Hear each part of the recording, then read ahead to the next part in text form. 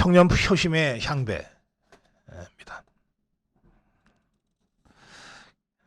지금 전당대회가 김기현, 안철수, 김기현 양강구도로 좁혀져서 거의 모든 언론이 김기현, 안철수, 김기현의 행보를 중심으로 전대 상황을 지금 보도하고 있는데, 저희는 최대한 김기현, 안철수, 김기현 두 사람 외에도 윤상현, 조경태, 황교안 등 그 밖에 당권 주자들에 대한 움직임과 행보를 전해드리려고 앞으로도 노력하겠습니다. 오늘 저녁에는 그런 취지로 황교안 대표의 특별대담, 황교안 후보의 특별대담을 긴급으로 마련했는데요. 홍준표가 느닷없이 2019년 패스트트랙 상황을 비난하면서 황교안, 나경원을 싸잡아서 비난하지 않았습니까? 며칠 동안. 그 관련해서 이게 제가 보기에 워낙 팩트와 다른 주장을 홍준표가 하고 있다. 저는 그렇게 판단합니다. 그래서 제가 논평도 했습니다만, 이 문제와 관련해서 적어도 당권 주자들 중에서 이 홍준표의 이런 비난으로 직접 피해를 받고 있는 사람은 황교안 후보입니다. 나경원은 출마 선언을 하지 않았으니까 또 다른 의미에서 정치적 타격과 이런 것은 받을지 몰라도 당권 주자로서의 직접적인 타격은 없는 셈인데, 황교안 후보는 그렇지 않지 않습니까? 그래서 저희가 황교안 후보 측에다가 연락을 해서 홍준표의 이런 패스트트랙 관련 2019년 정치 상황에서 당시 국민의힘 자유한국당을 이끌었던 당대표로서 황교안 후보가 홍준표의 이런 비난에 대해서 어떤 입장을 갖고 있는지, 그리고 과연 팩트가 어떤 것인지를 설명 듣는 시간을 오늘 밤 10시에 긴급 마련했습니다. 이런 방식을 통해서라도 안철수, 김기현 두 사람이 아니라 윤상현, 조경태, 황교안 등 그 밖의 당권 주자들의 생각과 움직임을 최대한 여러분께 전해드리도록 노력하겠습니다. 자, 오늘 그런 점을 전제로 오늘 이 고성국 칼럼 김기현, 안철수, 김기현 이 두 후보의 청년 표심 잡기 행보에 대한 말씀을 좀 드리면서, 청년 표심을 진정으로 잡으려면 어떻게 해야 될 것인가, 이 문제를 좀 다뤄보겠습니다. 김기현은 국회의원회관에서 청년 YPT 발대식을 열고, 우리 당이 청년 목소리를 더 현장 속에서 귀담아 듣고 정책으로 녹여내기 위한 구체적 실증이 필요하다. 앞으로도 접점을 넓히겠다. 홍대 인근의 타운홀 미팅 형식으로 자리를 옮겨서 김기현은 청년 당원들의 목소리를 듣는 시간을 가졌습니다. 이 자리에서 김기현은 청년들이 꿈을 가질 수 없는 상황이 가장 큰 문제다. 주택, 일자리, 출산, 육아, 이 세 가지가 가장 큰 핵심 과제다. 국민의힘이 과거부터 좀 늙었다. 사고방식도 늙고 물리적인 연령도 많다는 인식이 오래됐다. 21대 국회 들어와 반전이 생겼지만 우리가 변하지 않는 이상 똑같은 모습이 될 것이다. 20대 청년들이 보수당, 보수의 가치에 대해 관심을 많이 가지는 것을 느끼며 우리가 이때를 전환의 계기로 삼아야 한다는 생각이다. 이렇게 청년들에게 이제 호소했습니다. 안철수는 경기도 양주시로 갔습니다. 경기 섬유종합지원센터. 저도 한번 특강을 하러 가봤던 적이 있는 곳인데요. 양주시에 있는 경기 섬유종합지원센터, 아주 멋진 창업지원센터입니다.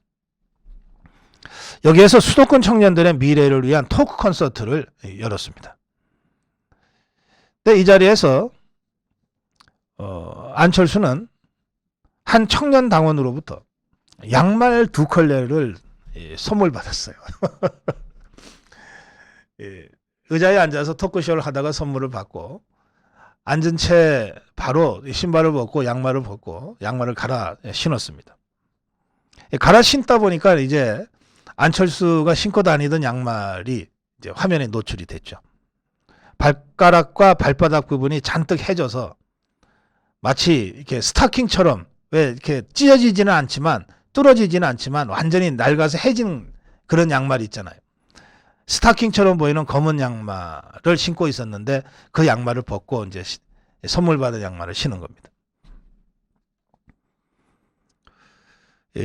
안철수는 객석적으로 발을 들어 보이며 환하게 웃었는데 이 청년당원이 전날 언론을 통해서 안철수가 양말을 구멍이 날 때까지 착용한다는 사실을 알게 됐고 새 양말을 이제 선물을 준비하자 그걸 받아서 환하게 웃으면서 갈아 신었다는 겁니다. 그러면서 안철수의 한 말입니다. 저는 물건과 음식을 정말 아낍니다. 새로 양말을 선물 받았으니 제대로 잘 신겠습니다. 없이 지내는 사람들이 많은데 물건 아껴 써야 합니다. 저는 이렇게 아껴 쓰고 모으고 모아서 1,500억 원을 기부했습니다. 이렇게 설명을 했습니다.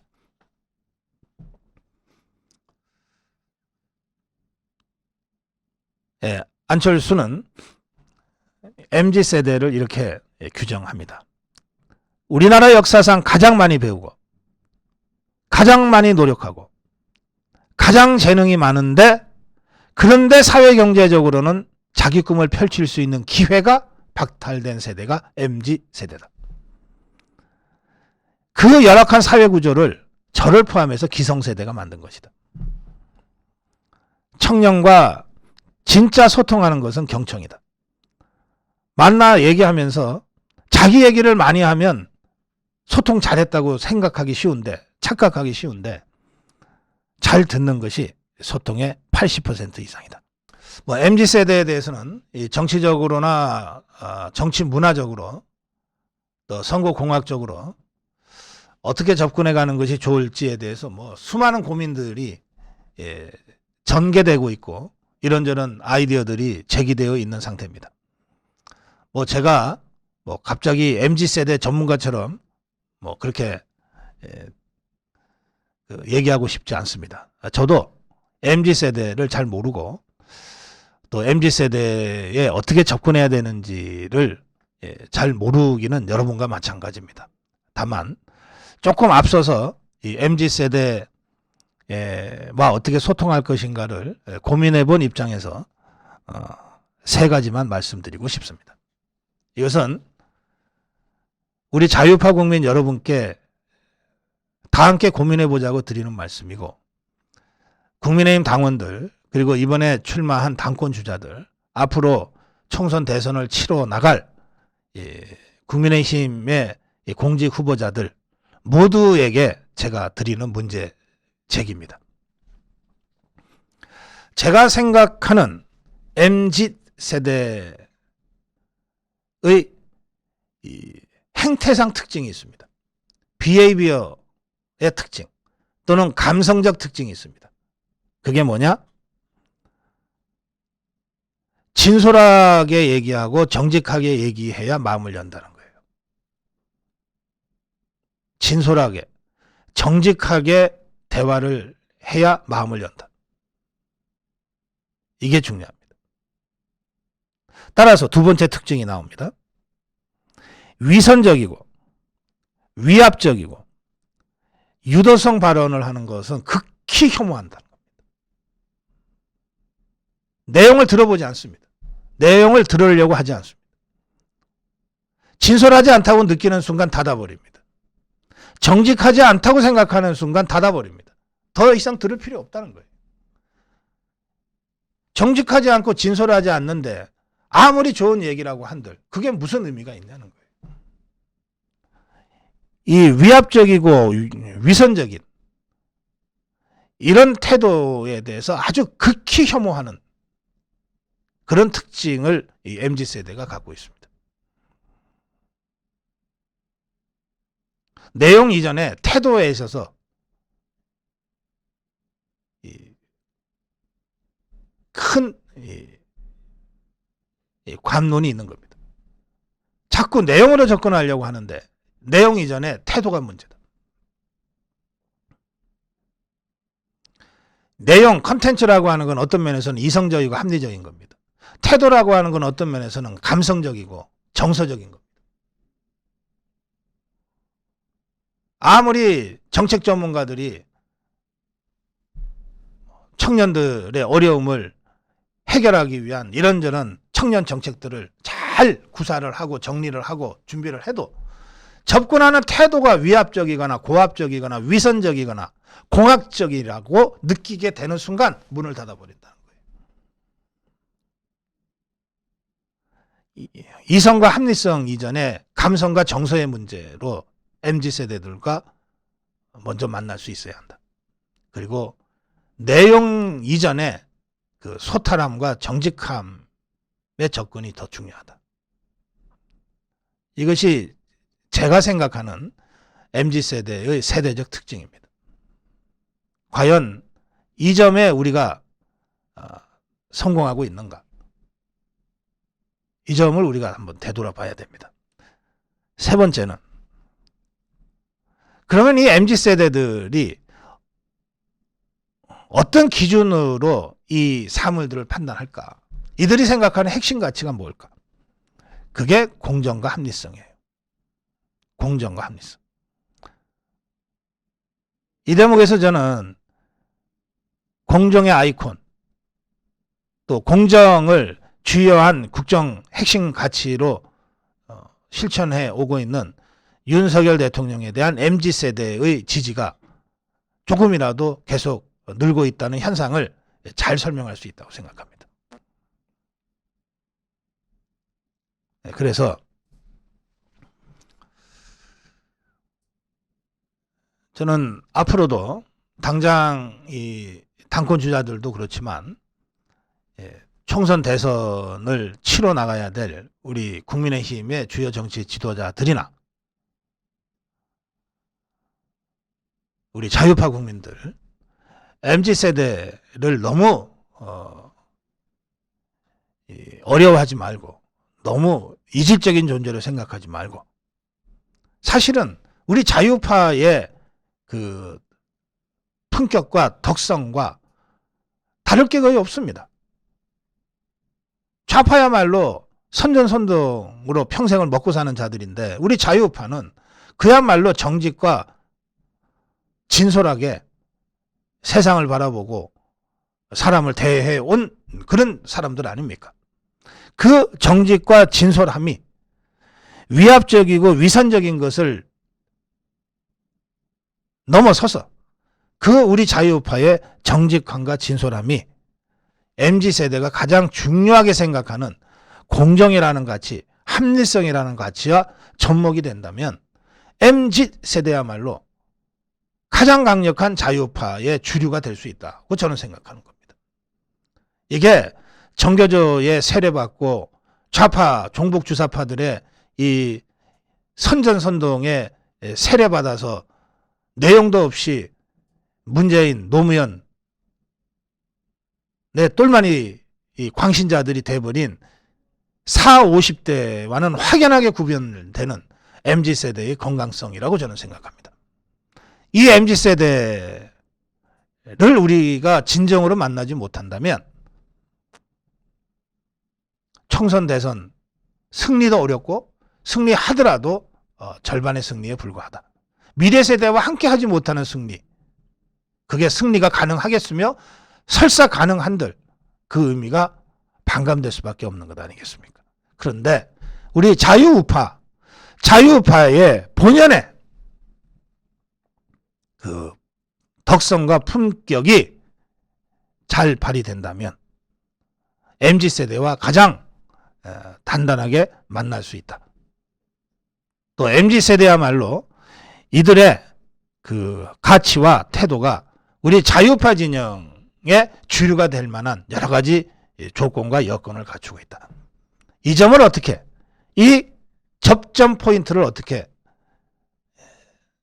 그려낼 것인가.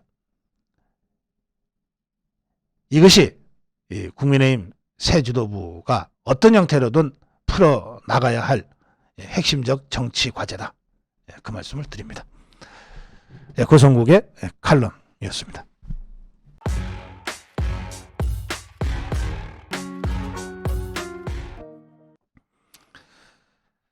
이 좌파들이 교활하기가 참 그지없어요. 하여튼 24시간 체제 전복을 노리는 자들이고 24시간 윤석열 대통령 끌어내리는 것만 모사하는 자들이기 때문에 이 좌파들의 공격에 대처하기가 쉽지가 않습니다. 그런데 사실 좌파들의 공작, 좌파들의 음모, 이것들 대부분은요, 이게 다 꼼수들이에요. 꼼수. 겁낼 거 없어요, 사실. 좌파들을 좀 알면, 아이고, 뭐 저것들. 그래봤자 꼼수지.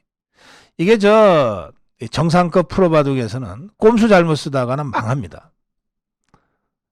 꼼수 잘못 쓰다가 정수로 대응하면 그것으로 바둑이 끝나버려요. 꼼수는 하수들이나 당하는 겁니다. 우리가 제대로 잘 대응하면 좌파들의 꼼수 겁낼 거 하나도 없습니다. 제가 오늘 고성국 칼럼에서 그 말씀을 드리려고 하는 겁니다.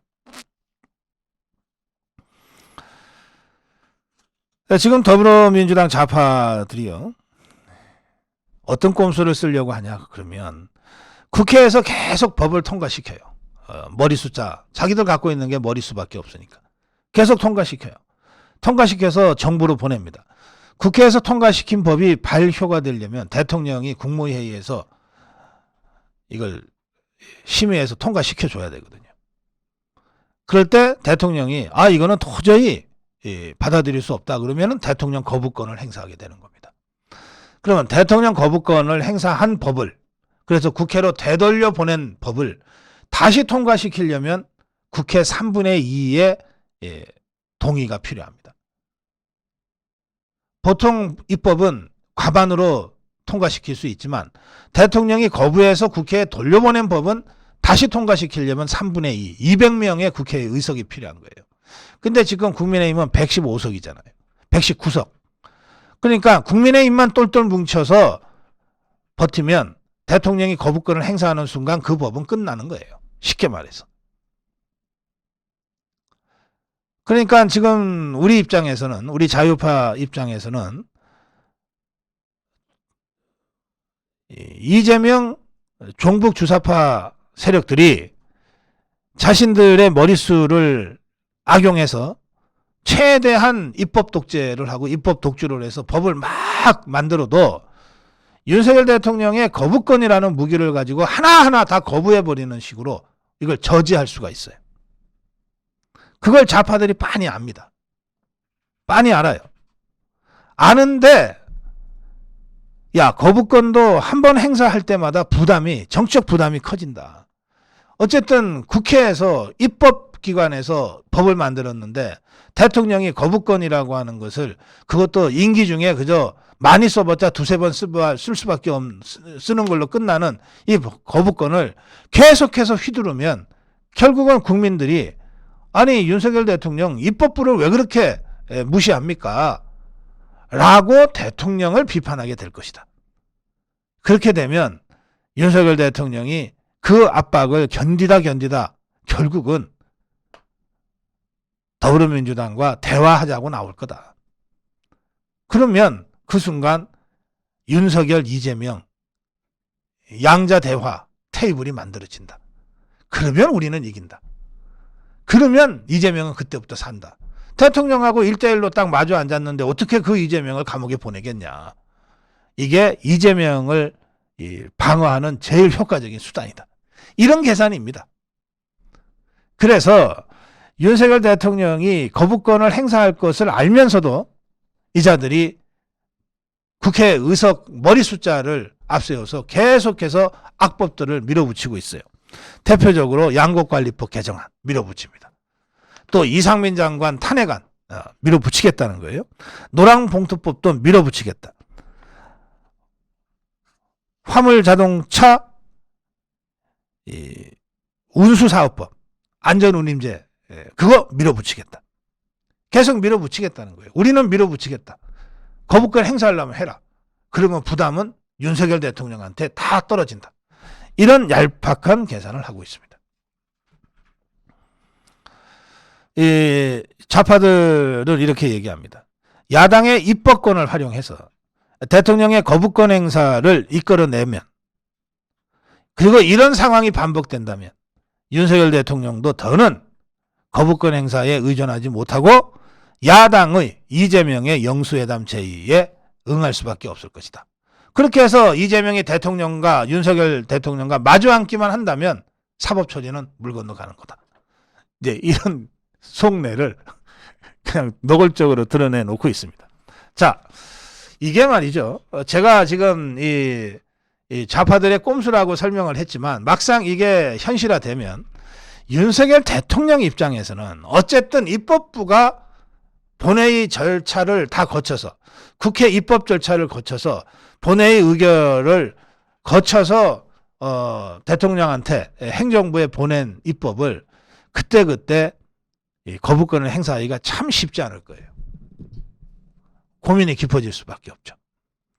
저는 이런 상황을 대비해서 미리 윤석열 대통령한테 이렇게 말씀드립니다. 좌파들의 이런 꼼수 전략으로 무더기 악법들이 양산되고 그걸 계속 행정부로 보내서 윤석열 대통령의 거부권을 유도해내는 전략이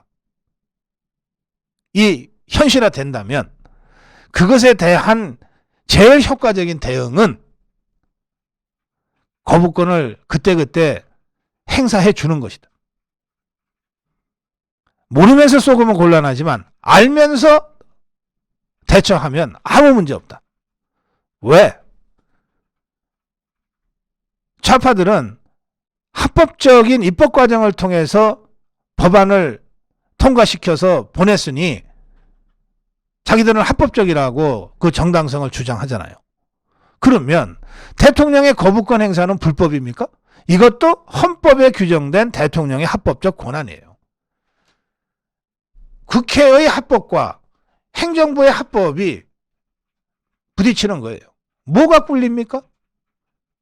좌파들이 국회 입법권이라는 무기를 가지고 대통령을 압박하면 대통령은 거부권이라는 대통령의 고유한 권한을 행사해서 입법 독재에 맞서면 되는 거예요.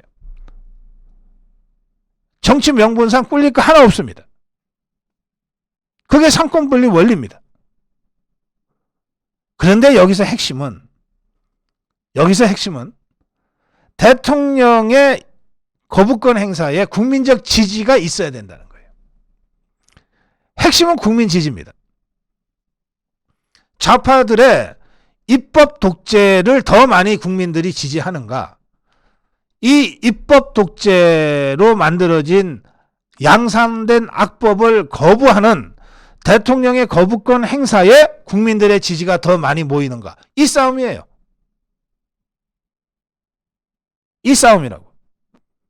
그러면 이 싸움에서 이기려면 여론전, 공중전을 본격적으로 할 수밖에 없어요. 그러면 국민의힘은 뭘 해야 되냐?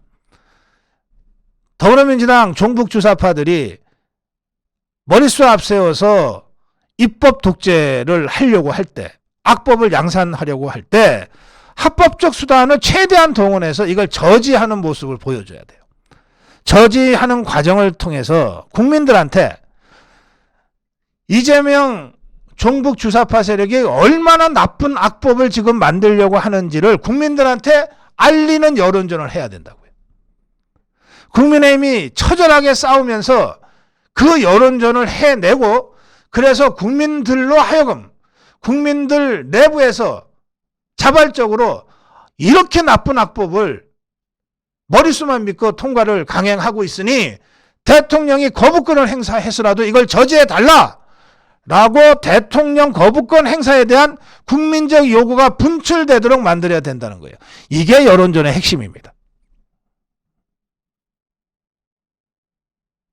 대통령은 좌파 악법을 저지해달라. 다른 수단이 없다. 대통령 거부권밖에 없으니 대통령 거부권을 행사해서라도 좌파 악법을 저지해달라고 하는 국민 여론이 비등하면 그 여론에 의거해서 대통령 거부권을 부담 갖지 않고 행사할 수 있는 겁니다. 자, 양곡관리법 얼마나 악법입니까? 노란봉투법 이거 불법 파업 조장법 아니에요. 국민 절대 다수가 반대하잖아요. 안전운임제 이거 노동자도 아닌 사람들이 편안하게 자기네 주머니 돈 쌈짓돈 불리려고 해왔던 그야말로 밥그릇 챙기기법 아닙니까? 이게 국민 다수를 위한 법도 아니잖아요. 그러면 이런 좌파들이 밀어붙이고 있는 악법들의 본질을 국민들한테 선전하는 거예요. 알리는 거예요.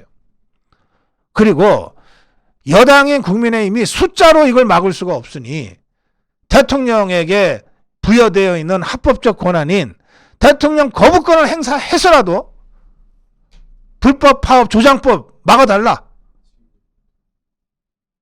양곡관리법 막아달라. 이렇게 국민 여론이 비등하게 만들어야 된다는 거예요. 이게 여론전의 핵심입니다. 이 여론이 형성되어 있으면 대통령이 거부권을 행사하는데 어떤 정치적 부담을 느끼겠습니까? 이걸 통해서 좌파들의 꼼수 전략을 분쇄해버릴 수 있는 겁니다. 윤석열 대통령과 국민의힘은 믿을 게 국민 여론밖에 없어요. 믿을 게 국민 여론밖에 없어요. 어떻게 이 국민 여론을 만들어내고 촉발시키고 그것을 윤석열 대통령의 국정 운영의 든든한 받침대로 전환시켜낼 거냐. 이 대목에 대통령실과 국민의힘의 전략가들이 머리를 모으고 집중해야 된다. 고성국 칼럼이었습니다.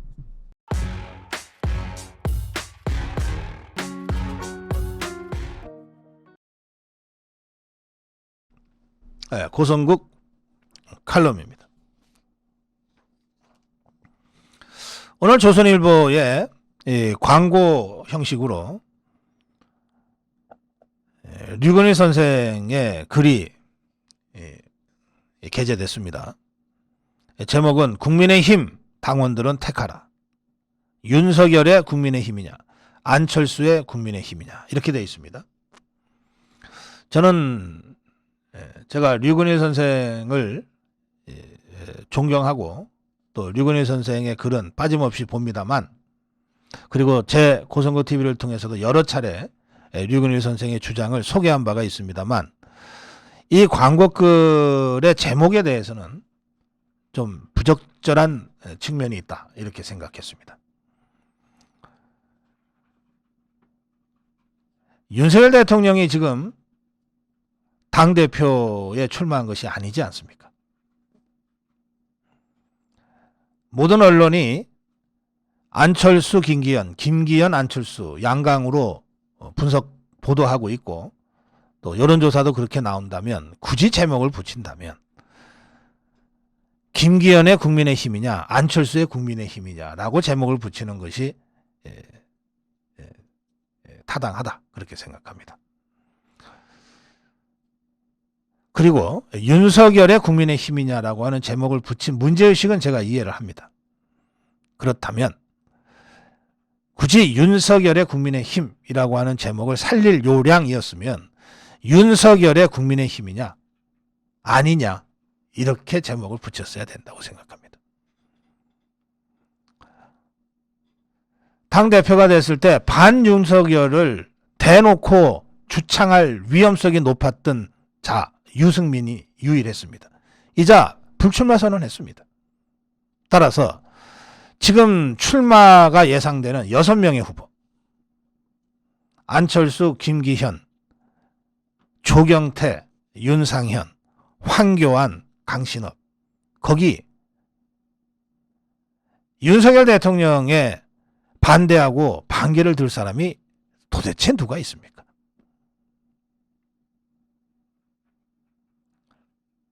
저는 지금 이 전대를 누가 되든 윤석열 대통령과 손을 잡고 윤석열 대통령의 국정 운영을 뒷받침할 후보들인데 그 후보들 중에 누가 더 당을 하나로 통합하고 총선 승리를 이끌어내고 윤석열 대통령의 국정 운영을 힘있게 뒷받침을 잘 할 수 있느냐,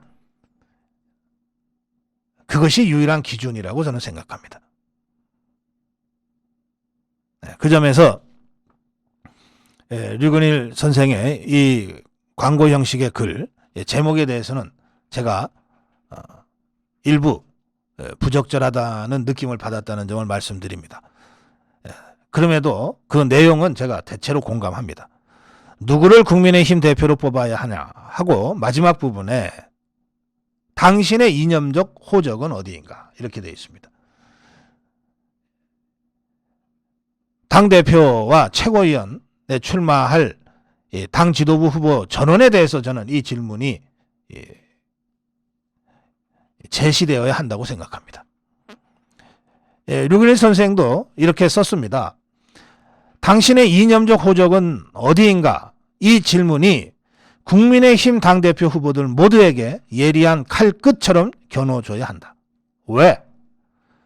지금은 자유민주주의 대한민국 수호냐 인민민주주의 주사파 혁명이냐의 사생결단이 절정에 달한 순간이기 때문이다. 낙동강 다부동 전투 현장에서 중간은 있을 수 없다. 이렇게 되어 있습니다. 네, 공감합니다.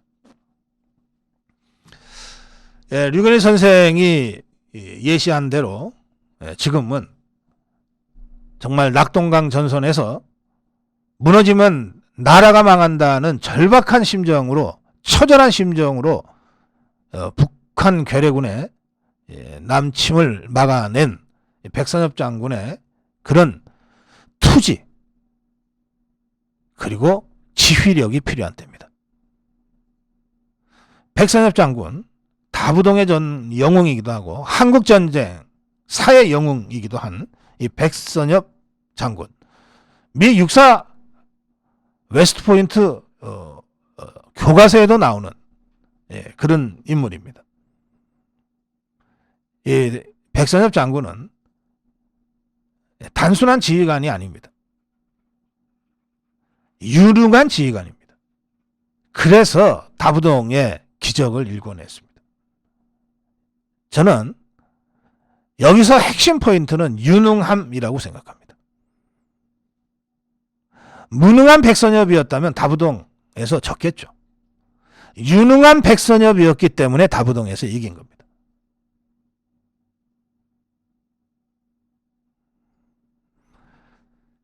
이념적 정체성에 대한 질문은 꼭 필요합니다. 진짜 자유우파인가? 이 질문이죠. 진짜 자유우파인가? 저는 6명의 후보 모두에게 똑같이 이 질문이 주어져야 된다고 생각합니다. 진짜 자유우파인가? 왜? 자유우파 정당의 대표가 되겠다고 하는 것이니까. 진짜 자유우파인가? 더 나아가서 당신이 생각하는 자유우파의 핵심 가치는 무엇인가? 질문해야 된다고 생각합니다. 그런데 이것만으로는 부족하다. 이것만으로는 부족하다. 유근희 선생도 주장하고 있듯이 이번의 대표는 총선이라는 전쟁에서 이겨야 되고 종북 주사파와의 이념 투쟁에서 이겨야 됩니다.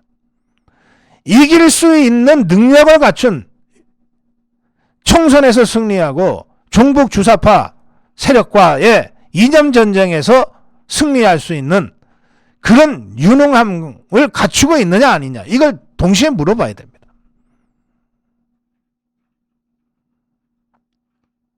좌파와의 투쟁에서, 좌파와의 내년 총선에서 이길 수 있는 전략을 갖고 있느냐, 투지를 갖고 있느냐, 그 전략을 구사하고 실행할 전술 능력을 갖고 있느냐, 이것까지 물어봐야 됩니다.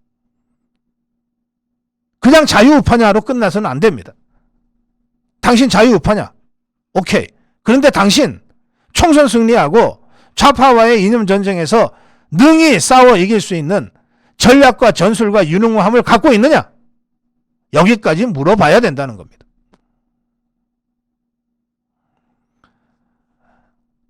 다부동 전투는 백병전이고 백선엽 장군이 직접 권총 들고 앞으로 뛰어가면서 혹시 내가 도망칠 것 같으면 나를 쏴다 라고 했던 전쟁입니다. 그런데 내년에 치를 총선과 종북주사파와의 이념 전쟁은 그런 총과 칼을 가지고 싸우는 백병전이 아닙니다.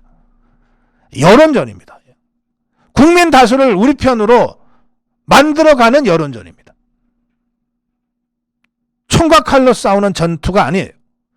국민의 한 표 한 표를 우리 진영으로 끌어내는 여론전이고 선전전입니다.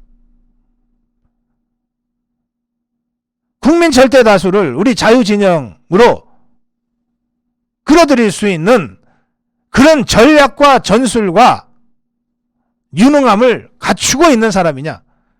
이것이 이번 전당대회 당대표 후보들에게 우리가 질문해야 될 핵심 질문입니다.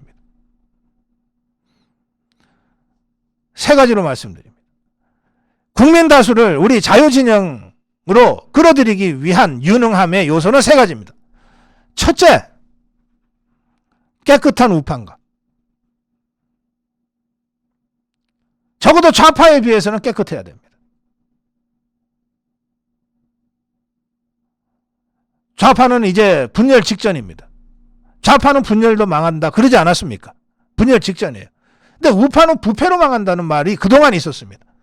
적어도 이런 지금까지의 이 고정관념을 확실하게 넘어설 수 있는 깨끗함이 있어야 돼요. 깨끗함이 유능함입니다. 둘째, 전략과 전술을 자유자재로 구사할 수 있는가? 전략과 전술을 자유자재로 구사할 수 있는 그런 지휘력을 갖고 있는가? 셋째, 그래서 대중을 끌어들일 수 있는 대중 흡입력이 있는가? 이것이 유능한 자유파가 갖춰야 될 최소한의 요건이라고 저는 생각합니다. 비록 대통령이 돼서 국정 운영을 하는 데 있어서는 이 좌파들의 덫에 걸려서 탄핵당하고 감옥에 갔다 왔지만 저는 우리 자유파가 배출한 정치 지도자 중에 적어도 선거와 관련해서 좌파와 투쟁하는 데 있어서 박근혜 대통령과 같은 이런 뛰어난 유능한 정치인을 저는 본 적이 없습니다. 박근혜 대통령 어떤 좌파와 비교해도 도덕적으로 깨끗하고 그리고 전략 전술을 자유자재로 구사할 수 있고 강약을 자유자재로 구사할 수 있고 그리고 대중을 흡입할 수 있는 그런 정치력을 갖췄습니다. 그것이 40대 0이라는 신화와 같은 승률로 나타났던 겁니다. 선거의 여왕이라는 말이 그냥 붙은 게 아니에요.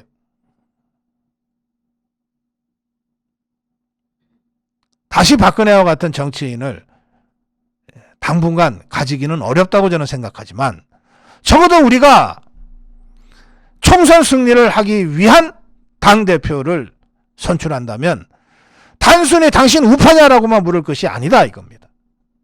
당신 자유우파 맞냐? 여기서 질문이 그쳐서는 안 된다는 거예요. 당신 자유우파 같은데 진짜 총선 승리를 이끌어내고 윤석열 정부를 성공시킬 수 있는 전략 전술과 유능함을 갖고 있느냐? 좌파들과 싸웠을 때 한치 흔들리지 않는 투지와 도덕적 우월성을 갖고 있느냐? 이걸 물어봐야 되는 겁니다. 제가 당대표 후보들에게 묻는 세 가지라고 하는 질문을 미리 던진 것도 그런 문제의식에서였다는 점을 제가 다시 한번 환기시킵니다. 고성국 칼럼이었습니다.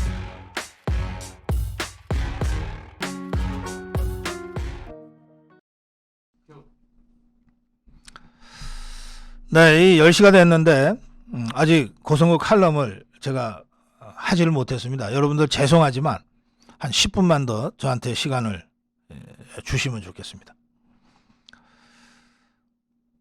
10분입니다.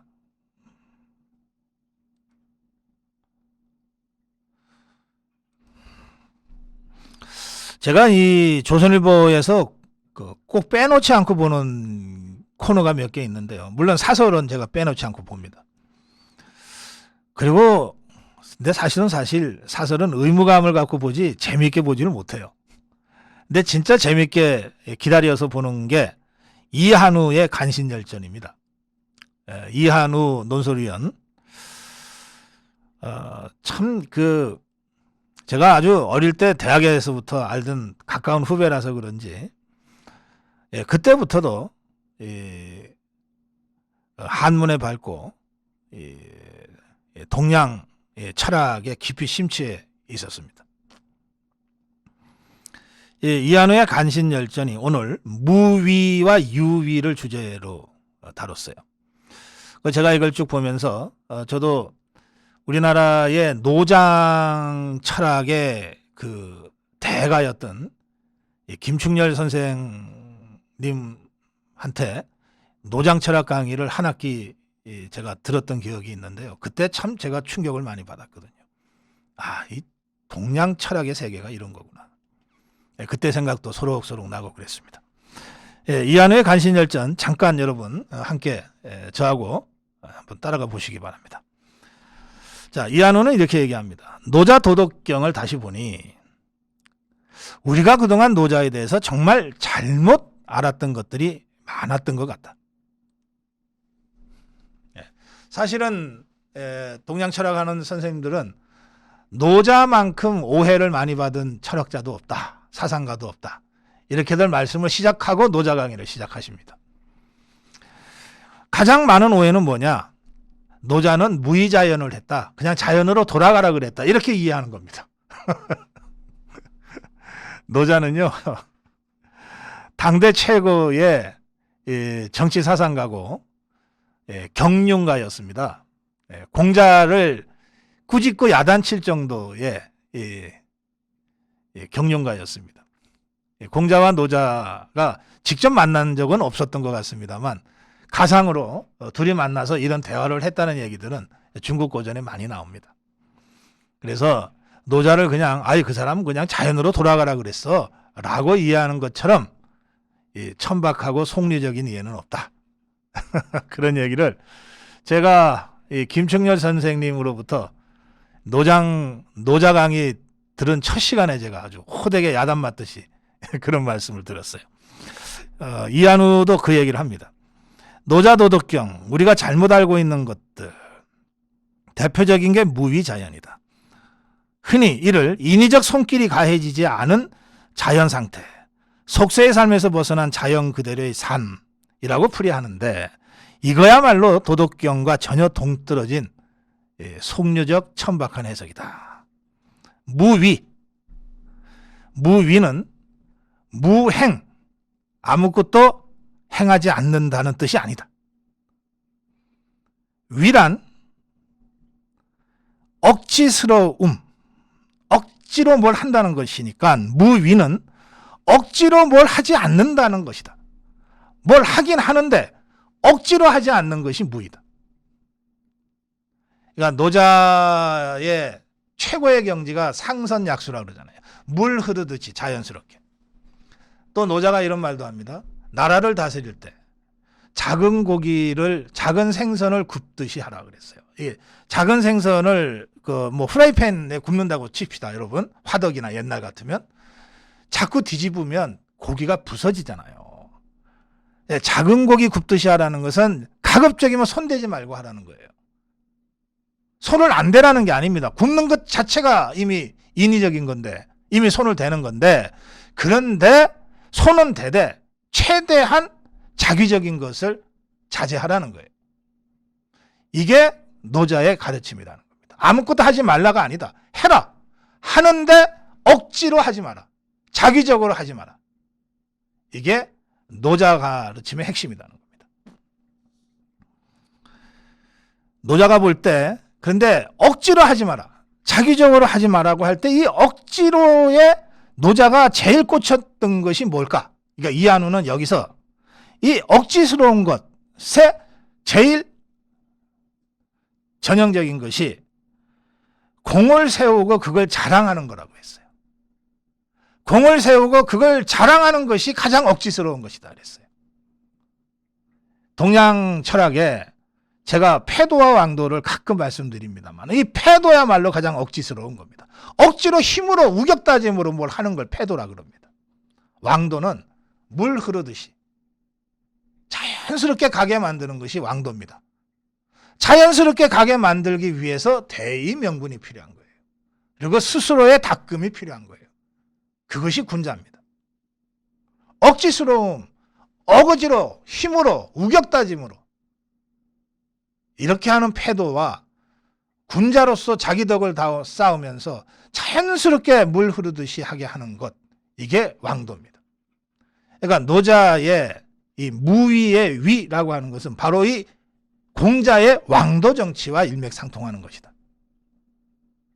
이렇게 저는 해석을 해왔습니다.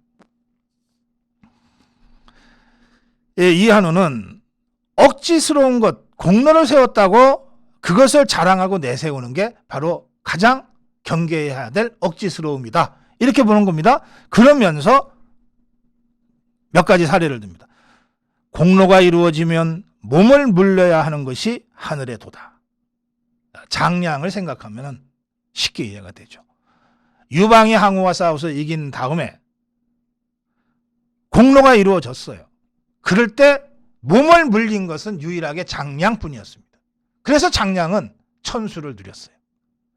그러나 정말 당대의 영웅이었던 한신을 비롯해서 수많은 영웅들은 공로가 이루어진 다음에 몸을 물리지 않았어요.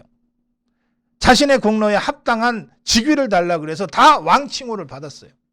결국 그 자들 다 유방한테 죽임을 당합니다. 유일하게 천수를 누린 자는 몸을 물린 장량밖에 없었어요. 그런 얘기입니다. 스스로 드러내지 않기 때문에 밝아지고 스스로 옳다고 주장하지 않기 때문에 훤히 드러나고 스스로 자랑하지 않으니 자신의 공로가 더 높이 세워지고 스스로 내세우지 않으니 오래간다. 이게 무위의 위라는 거예요. 노자의 가르침의 핵심입니다. 다시 한번 읽어드릴게요.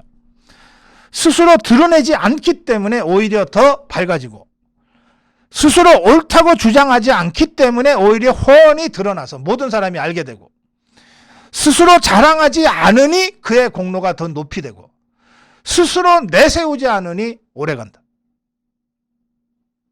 이게 무위의 위입니다.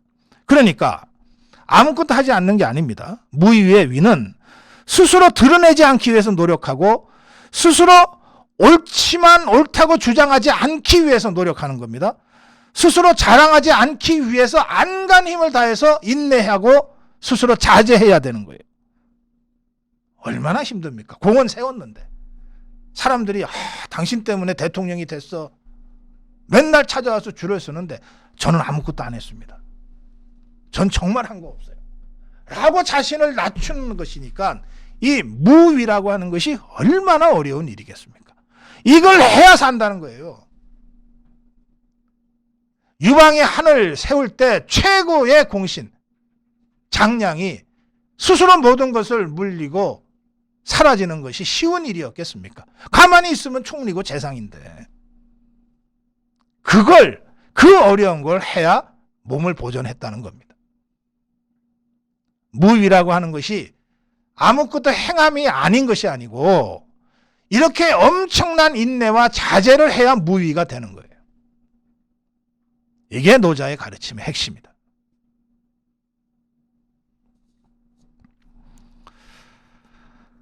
이 노자가 말하는 이 무위, 억지스럽지 않음, 이거 오역하지 말고 오독하지 말고 그 합리적 핵심을 바라보면 노자의 가르침은 아이고 뭐 옛날에 뭐 자연으로 돌아가라고 어떤 할아버지가 얘기했어가 아니라 바로 우리의 엄중한 정치 현실 속에서 정말 소름 끼치듯이 던지는 중요한 메시지가 된다는 겁니다.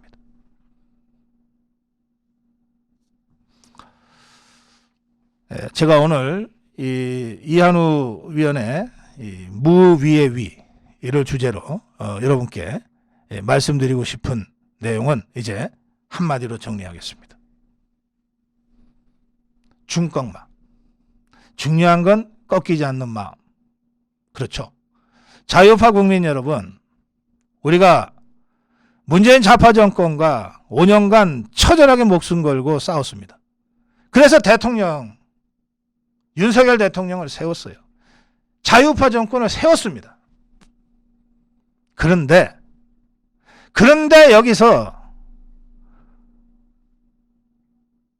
여기서 억지스럽지 않게 가야 됩니다. 내가 윤석열 대통령 세우는데 이런 공을 세웠어. 니는 뭐 했어? 아무것도 안 했잖아. 이러지 말자는 거예요. 박근혜 대통령이 탄핵당하고 감옥에 가고 우리 자유파가 수십 년간 공들여 지키고 세워왔던 대한민국이 순간 좌파, 종북 좌파들한테 넘어가면서 대한민국이 무너질 위기에 처했습니다. 그 천하의 대란이 벌어졌을 때 천하가 무너지는데 필부도 책임이 있다 그랬어요. 전하 여러분들 다 박근혜 정권이 무너지고 박근혜 대통령 감옥 간데 다 책임이 있는 사람들이에요. 그 책임을 다 하기 위해서 문재인 좌파 정권 5년 동안에 여러 번이나 전화 정말 목숨 걸고 죽을 듯이 싸웠어요. 책임을 다 했습니다. 이제 그러면 조용히 몸을 물리자. 조용히 몸을 물리자. 내가 다 했다고 나서지 말고 조용히 몸을 물리자. 이 조용히 몸을 물리려면 엄청난 인내와 자제가 필요합니다. 엄청난 인내와 자제가 필요해요.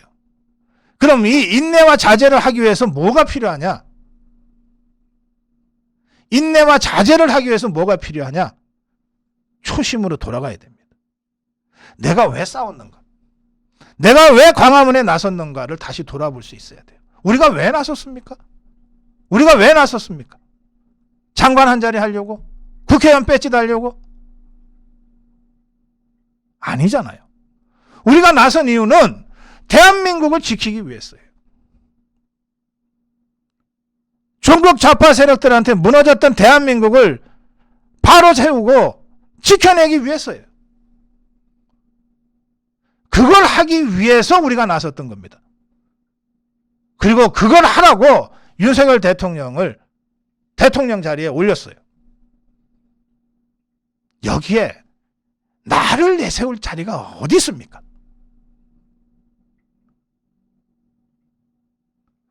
이 초심으로 돌아가야만 꺾이지 않는 마음을 가질 수 있어요. 난 대한민국을 살리기 위해서 좌파와 투쟁했다. 나는 지금도 대한민국을 살리기 위해서 윤석열 대통령을 성공시키려고 한다. 이 꺾이지 않는 마음이 있으면 권력의 아부하고 권력의 부스러기 가지고 서로 잘났네 하는 이 패도적인 정치 행태들에 대해서 그러지 마라. 그게 애초에 우리의 뜻이 아니지 않느냐라고 야단칠 수 있는 거예요. 그게 꺾이지 않는 마음이고 꺾이지 않는 용기입니다.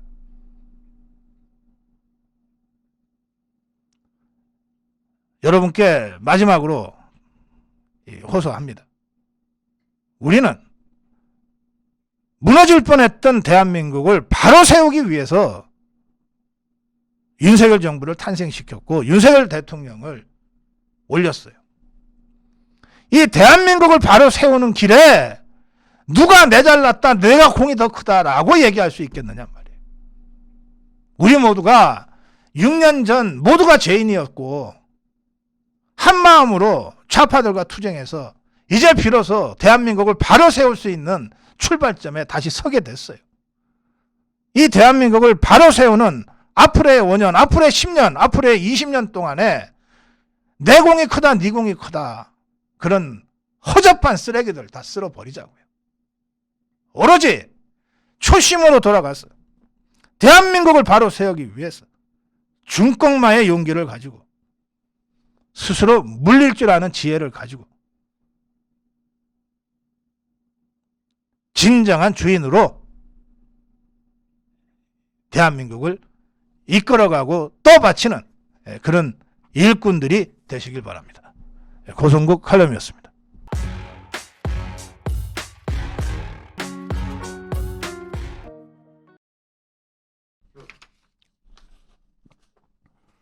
네, 고성국 칼럼입니다. 오늘은 아시아투데이 칼럼, 아시아투데이 사설을 여러분과 함께 좀 살펴보겠습니다. 아시아투데이, 종합 일간지 아시아투데이, 네이버와 전면전을 벌이고 있고 또 민노총 해체를 주장하고 있는 이 아시아투데이의 사설입니다.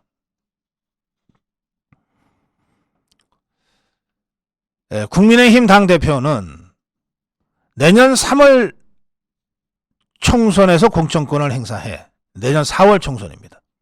공천권을 행사해 총선을 승리로 이끌어야 하는 막중한 책무를 갖게 되는 사람이다. 동시에 거대 야당 더불어민주당의 정치 공세를 막아내야 하고 윤석열 정부의 성공을 견인해야 하며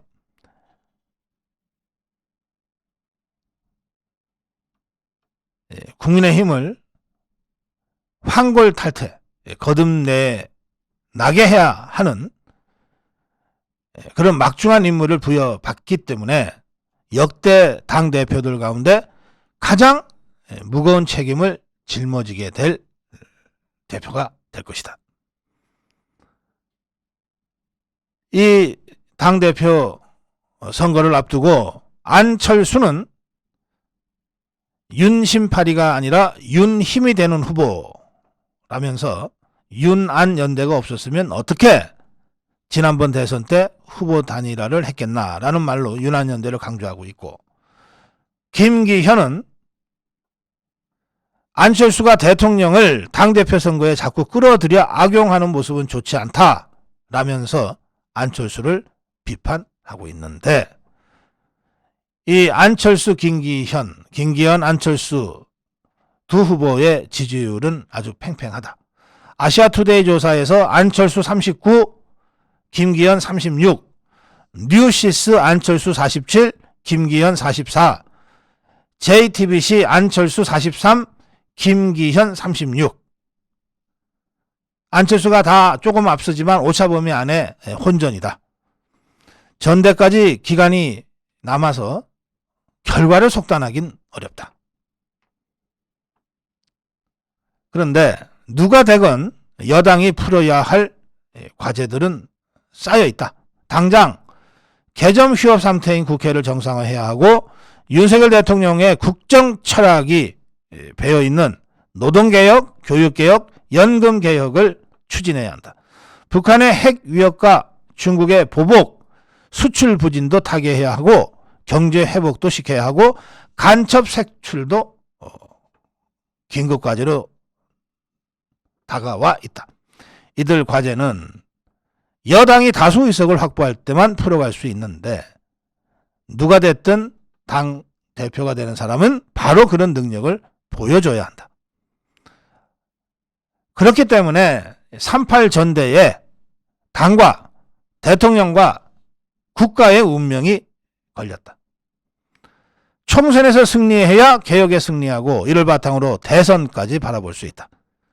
총선 패배는 개혁 실정과 국정 동력 약화, 대선 패배, 우파 정권 몰락까지도 부를 수 있어서 이번 당대표 선거는 그만큼 중요하다.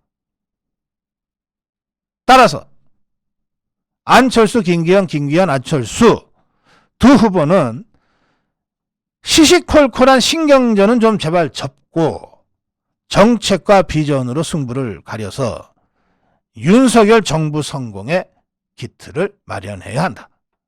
이게 아시아투데이 사설입니다. 저는 이 전대가 구도가 슬슬 잡히기 시작한 지난 2달 전부터 전대가 이렇게 정파투쟁, 머릿수를 밀어붙이는 패도 정치 수준으로 진행되어서는 안 된다는 점을 지속적으로 강조해 왔습니다. 전대가 당의 새로운 정치 노선, 그리고 총선 필승 전략, 그리고 윤석열 대통령과 윤석열 정부를 성공시킬 비전과 정책 제시로 치열한 정치 담론과 정치 토론의 장으로 전개되어야만 전대가 축제가 될 수 있고 전대가 국민의힘이 거듭나는 그런 계기가 될 수 있다고 주장해 왔습니다. 이러한 관점에서 아시아투데이의 사설과 같은 문제의식으로 정파투쟁, 진흙탕 싸움, 인신공격 등의 행태에 대해서는 그간 누구건 정론적으로 비판해 왔습니다. 저희 고성국TV는 앞으로도 3월 8일 전당대회가 모두 마무리될 때까지 이러한 정론적 입장을 견지하겠습니다. 국민의힘의 전대를 진정한 정치 토론과 축제의 장으로 가지 못하게 만드는 잘못된 정치 행태, 잘못된 정치 행태들에 대해서는 양보 없이 비판하고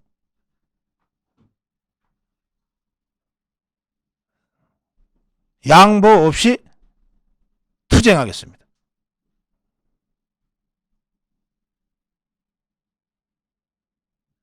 우리 모두의 힘을 다 모아서 정치 토론을 통한 축제의 장으로 3.8 전당대회를 만들어 갑시다. 고성국 칼럼이었습니다. 자유우파 대통령을 선출했지만 아직 세상은 변하지 않았습니다.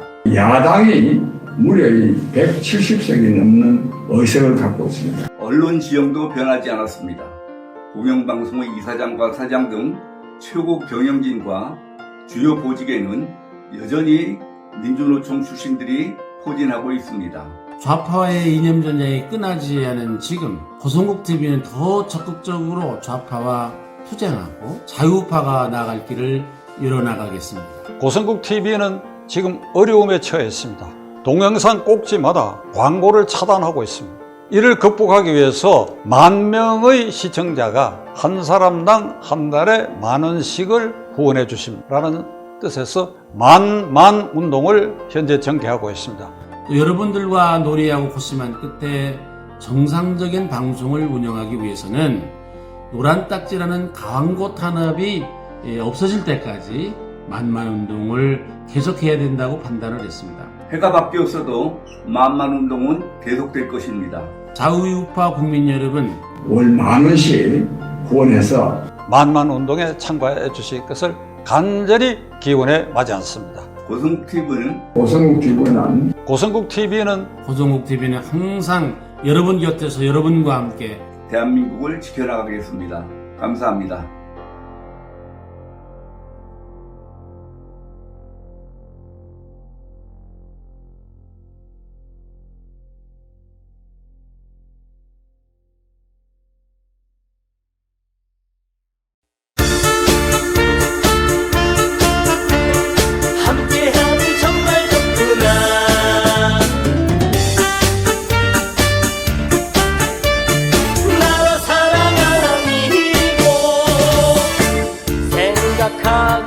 생각해봐도 잘못된 걸 어떻게 하나 해봤자 소용없다. 가만히 있으면 달라집니까? 한 번도 못 본 나라 오면은 안 되는 세상. 이번엔 우리가 한다. 뭉쳐서 바꿔야 한다. 자유로운 우리의 나라, 아차하면 저들의 나라. 어림없다, 걱정 없다, 아미고가 지킨다.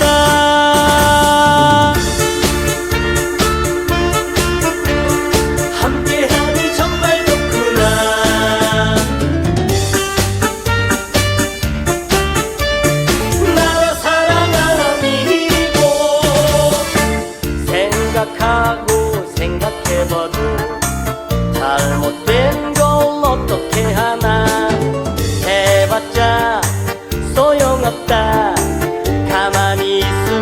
달라집니까? 한 번도 못 본 나라 오면은 안 되는 세상. 이번엔 우리가 한다.